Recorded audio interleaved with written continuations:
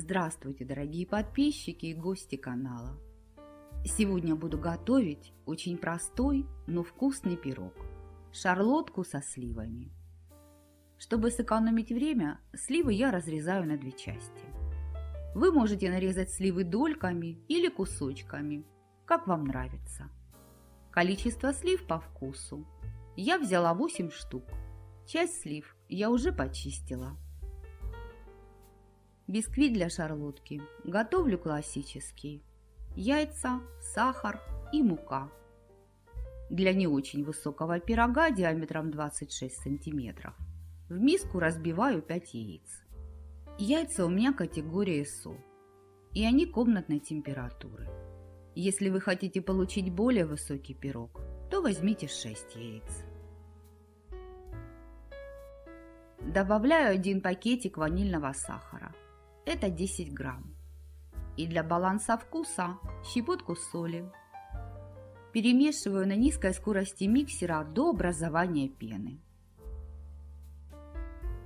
В 2 приема добавляю сахар. Количество сахара по вкусу. У меня 90 грамм.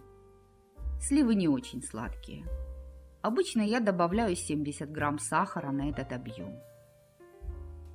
Постепенно увеличиваю скорость миксера и взбиваю до пышности, пока на поверхности яичной массы не появятся стойкие следы от венчиков. На взбивание может уйти 7-10 минут. Это зависит от мощности вашего миксера.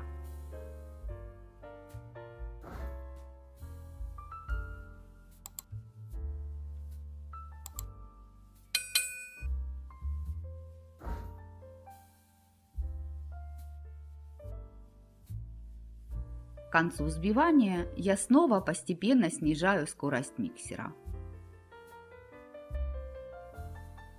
Яйца посветлели и увеличились в объеме.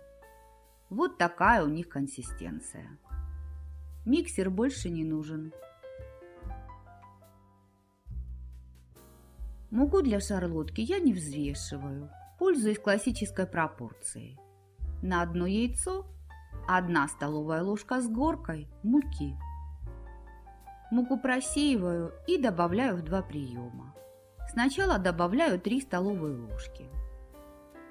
Венчиком вмешиваю муку в яйца. Поднимаю ее с дна миски, так как мука оседает на дно.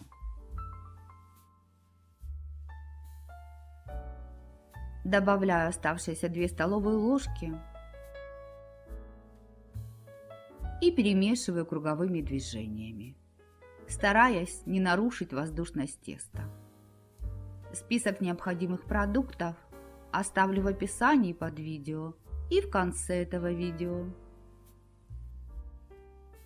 В конце замеса тесто с венчика снимаю лопаткой и прохожусь по дну и бокам миски, чтобы убедиться, что мука вмешалась.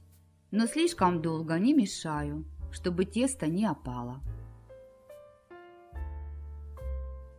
Готовое бисквитное тесто долго стоять не должно, поэтому форму я подготовила заранее. Застелила ее бумагой для выпечки, смазала бортики формы сливочным маслом и притрусила мукой, то есть сделала французскую рубашку. Диаметр моей формы 26 сантиметров. Выкладываю тесто в форму и разравниваю. Можно формой постучать о стол, чтобы вышли лишние пузырьки воздуха.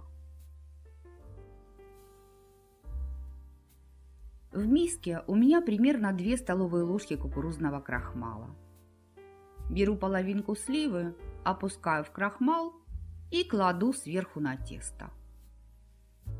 Если вам нравится это видео, то ставьте пальчик вверх и напишите свое мнение о рецепте. Поделитесь видео с друзьями, вы этим поможете развитию канала.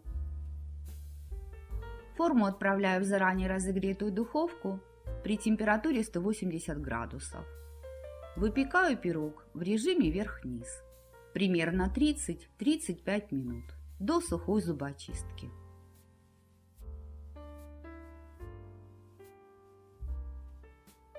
Мой пирог выпекался 35 минут. Даю ему немного остыть в форме, чтобы я к ней могла прикоснуться руками. Сняла форму с пирога и переложила его на поднос. Так как на поверхности пирога видны следы крахмала, я решила их замаскировать и посыпать пирог сахарной пудрой. Пирог еще горячий. Вот такой простой и вкусный пирог у меня получился. Мои мужчины любят любые домашние пироги, но чаще всего я готовлю пироги на бисквитном тесте. Фрукты и ягоды в них кладу по сезону. Шарлотка со сливами не менее вкусная, чем классическая шарлотка с яблоками. Готовится такая шарлотка просто, а съедается быстро. Сливы в пирог можно класть как свежие, так и замороженные. При желании можете положить карамелизированные сливы. В любом случае пирог получится вкусным. Рекомендую вам приготовить такую шарлотку со сливами. Она вам понравится. Готовьте с удовольствием и приятного аппетита! Если вам было полезно это видео, то подпишитесь на канал и не забудьте нажать на колокольчик. У меня для вас есть еще много интересных рецептов. А я на этом с вами прощаюсь. Желаю вам мира и добра. До новых встреч в новых видеорецептах. Пока-пока!